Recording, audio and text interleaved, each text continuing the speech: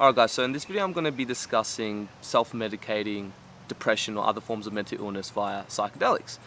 Due to quite a few requests lately, I've decided to start making videos out in nature, at least when I can, so today I've taken advantage because it's a beautiful day, but yeah, due to Melbourne's inconsistent bipolar weather, it's not always possible for me to make videos outside. Like seriously, it could rain in the next hour and I don't think many people would be surprised. Like I thought that the bird sounds and all that would be like annoying as hell to you guys, but apparently not. Now I know that there are a lot of people out there who have many questions surrounding this topic, and I get quite a few people from time to time who reach out to me who are going through a very rough patch in their life.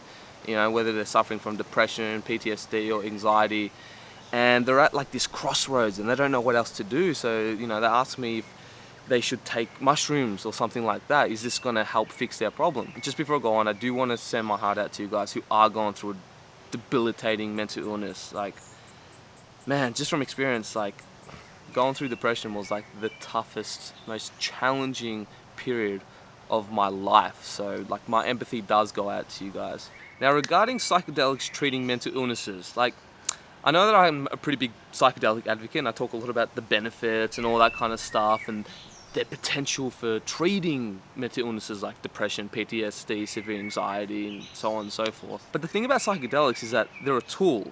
They're not a magic pill. And just like any tool, you need to know how to utilize it properly. You need to use it in the right setting for it to work effectively. It's not as simple as just taking 5 grams of psilocybin mushrooms in silent darkness and poof, all your problems are gone. And I'm very well aware that some people get confused because they listen to my past videos and I say how, if you're ever going to take psychedelics, you better make sure you're in a positive mindset and all that kind of stuff. But at the same time, I talk about the huge potential psychedelics have for treating depression. And it's pretty safe to say that if you're depressed, you're not going to be in a positive mindset. So it's like, how does that work? I mean, yes, psychedelics are unprecedented in the psychiatric field, but it's very important to know that all these scientific studies that you hear about, like magic mushrooms curing depression or MDMA treating war veterans with PTSD or ayahuasca treating people with drug addictions and stuff like that, is all these studies are done with a trained practitioner or a shaman or just some sort of guide, you know what I'm saying? Now, I'm not saying that it's impossible for psychedelics to cure your mental illness solo, but what I am saying is that it's just not worth the risk. I mean, yes, you could have a psychedelic experience and it could drastically alleviate your depression and you'll be fine and dandy after that, right? But what would happen if the other side of the coin landed on the table? See, now you're in deep shit, because when you go into these dark psychedelic realms, that can be traumatic in and of itself, which could potentially worsen your depression or whatever other mental illness you may have. And I don't know about you guys, but depression is definitely not a fun game, so I couldn't even imagine having a traumatic psychedelic experience on top of going through a hardcore depression. Like, fuck that, yeah? Depression isn't as simple as just a biochemical imbalance in the brain, and you know what shits me up the fucking wall when people treat it as purely a biochemical problem. These people obviously have never gone through depression and they have absolutely no fucking idea on what depression is. I mean, yes, scientifically speaking, there is a chemical imbalance in the brain, but what caused that? There is always an underlying issue when it comes to this kind of stuff. The biochemical imbalance is just a symptom of the root cause. And the root cause of any mental illness is going to vary from person to person. One person can have depression because he's not living life according to his highest values and expressing his authentic self. Whereas another person could have depression because they had some sort of childhood trauma that they've been holding on to. In some cases, some people can get cured from their depression from just changing their diet. I mean, 90% of our serotonin receptors are manufactured through the gut, so that could literally be the fix to that problem. But it doesn't always work that way, and everyone works differently.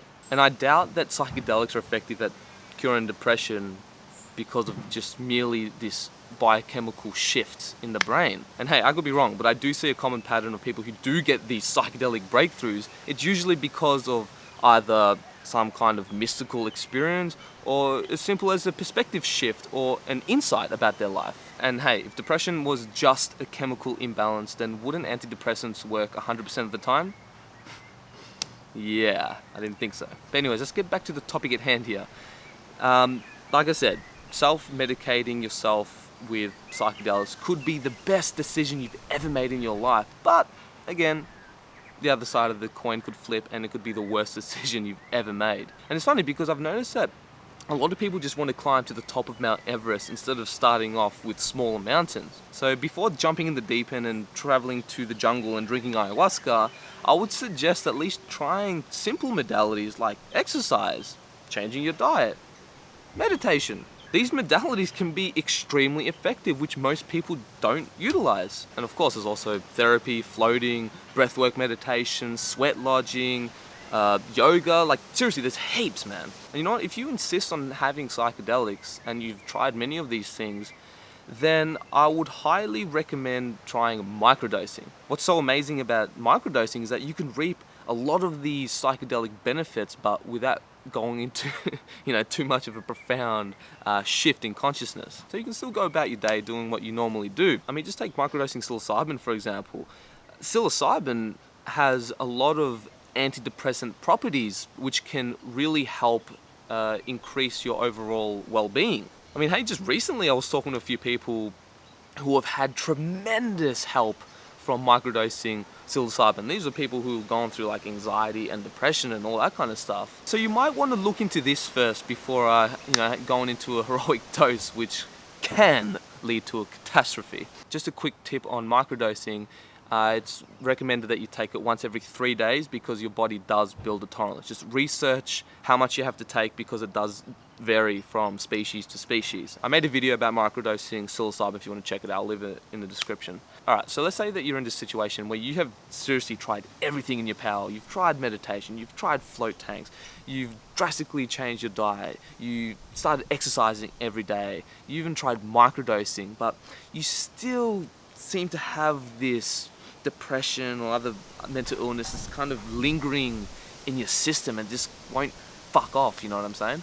And let's say that you strongly insist on having a heavy psychedelic experience, then the solution to this would be to fly to countries like Peru, where you can go to a retreat with a legitimate shaman who can guide you through this journey. Do thorough research, of course, and do background checks on these retreats and shamans and stuff like that, and decide whether you want to do ayahuasca or San Pedro, or maybe both, who knows. Now, I understand that a lot of us can't really afford to go to countries like Peru, and I get it, I do, but I'm going to assert that a lot of us bullshit ourselves, and if we really, really wanted to, we could save up to go to these countries. Just all I'm saying is just don't put a price on your mental health. And I'm not saying that you have to go to Peru and drink ayahuasca and it's going to have a 100% guarantee that it's going to cure your mental illness, but what I can say is that it does have a high success rate, but just don't put all your expectation into it. Just remember, it is a plant and you do have to put in the work yourself. Also, another option would be to find a rogue therapist who's willing to guide you through a psychedelic experience, or even find a shaman that serves ayahuasca in your country or your hometown or whatever. It's just one of those things where you got to ask around and know the right people. Now, this is not me giving you a license to ask me on where to find these shamans or therapists, because I don't know, and even if I did, I wouldn't tell you. And if you really are struggling to find a shaman or something like that in your hometown, then go out more, get meetups, meet new people where you can make more connections until you'll eventually find it. Like, if you're really ready for it, it will find you. That's how these medicines kind of work, I've noticed. Alright guys, so I'm pretty sure I've covered all the basics in this video. If you have any other questions, please don't hesitate to ask me in the comment section below.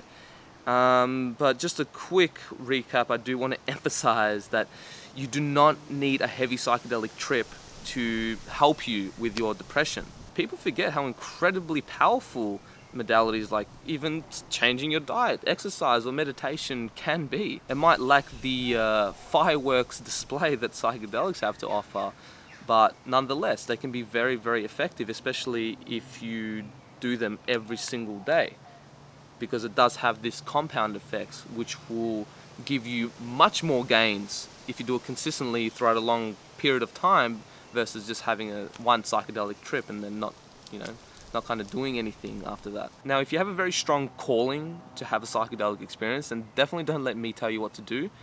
Just look within, listen to your intuition, and yeah, you have to make that call. I'm just sharing my thoughts and opinions on this subject, That's it. I just don't want someone in a very fragile mind state to have a heavy psychedelic experience because they saw my videos and then they ended up getting worse off, you know what I'm saying? Like, yeah, I just don't want that to happen. So in a way, I'm covering my own ass, and yeah, which is why I might sound a little bit preachy and like, don't do this, don't do that. But yeah, I know how sensitive this topic can be, but sometimes it's just part of the journey, as painful as it can be. But yeah, like I said, if you are suffering from depression or something like that, and you insist on having a psychedelic experience, please do yourself a favor, fly to Peru or at least find a guide in your hometown. I would advise against doing it solo. It's just not worth the gamble. See, this is why I stopped recording out in nature. Anyways, that's it from me, guys. I hope you got some value out of this video. If you have any video requests, don't hesitate to let us know. Yeah, if you did like this video, don't forget to leave a like and subscribe to this channel. If you haven't already, I do release content on a weekly basis. But yeah, have an awesome day, guys. I'll catch you on the next video. Peace.